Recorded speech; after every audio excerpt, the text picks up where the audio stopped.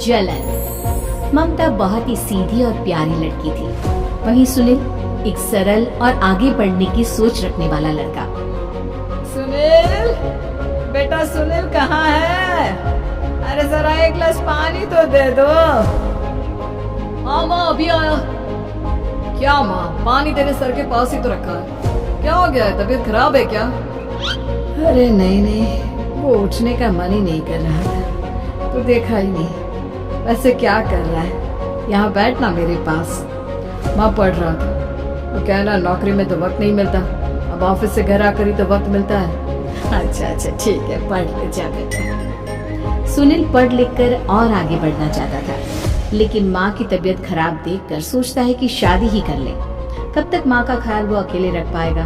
तो एक दिन, माँ ये ममता है, मैंने इससे शादी कर ली है। तुम्हारी तबीयत भी ठीक नहीं रहती, तो मैंने सोचा शादी कर लेता हूँ।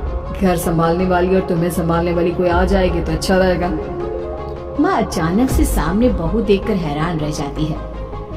बेटा ये क्या बात होती है?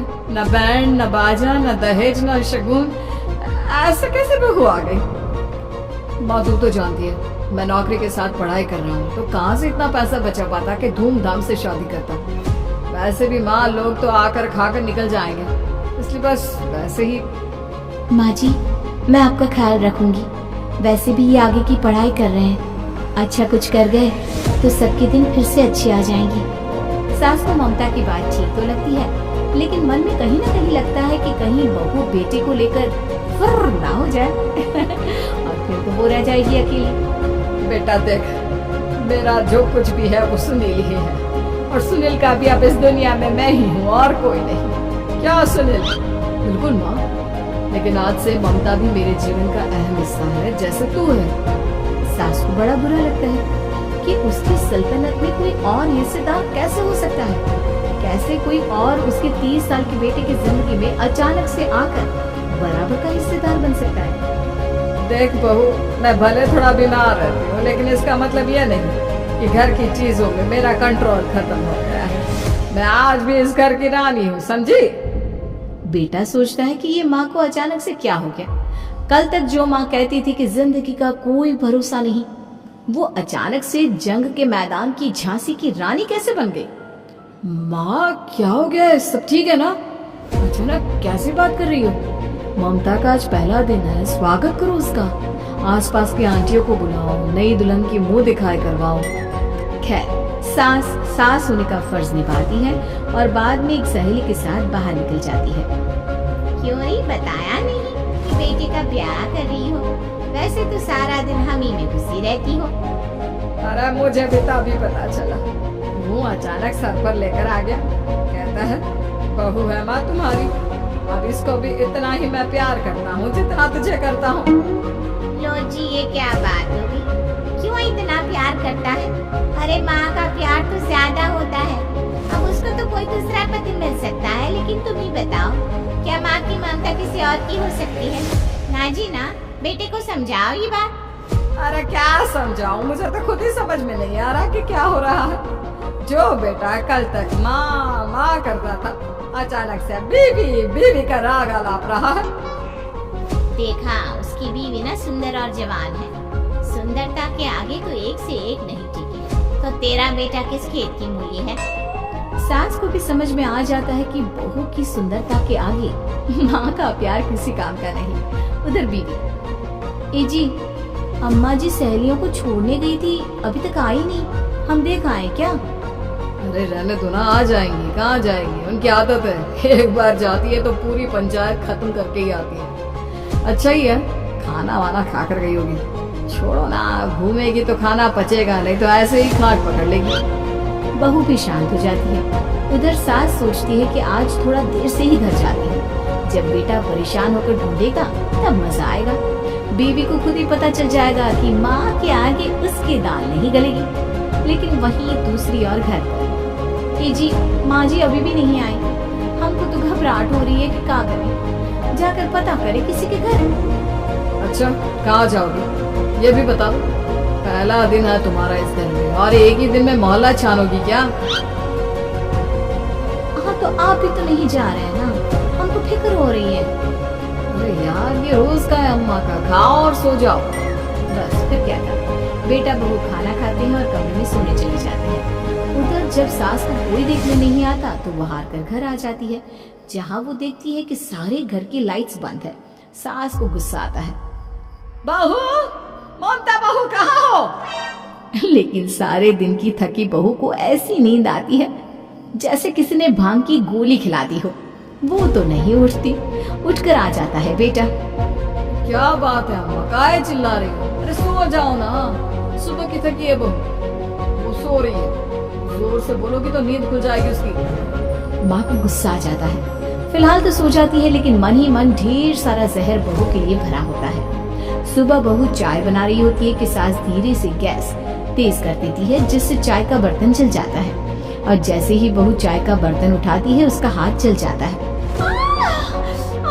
मेरा हाथ जल गया। वो जोर जोर से चिल्लाकर इधर उधर भागती है कि सास थोड़ी देर में उसके हाथ में पानी डाल देती है। हाय रे बहू, क्या कर रही हो? पहली बार रसोई छुई हो क्या? सासू माँ गलती से गैस तेज रह गई थी और बर्तन जल गया, जिससे मेरा हाथ जल गया। अरे कितना गंदा दाग, छी छी छी छी, मुझे तो उल्टी आ रही है तेरा गला हुआ मांस देखकर। तू ना मुझे अभी साथ से खाना मत लगाना। बहू भी खुद का हाथ देखती है तो उसे भी रोना आ जाता है। कुछ दिनों के बाद सास की सहेली आती है, बहू चाय बनाकर लाती है। उसके जाने के बाद सहेली कहती है, बहू की सुंदरता ऐसी है कि कोई भी दीवाना हो जाए।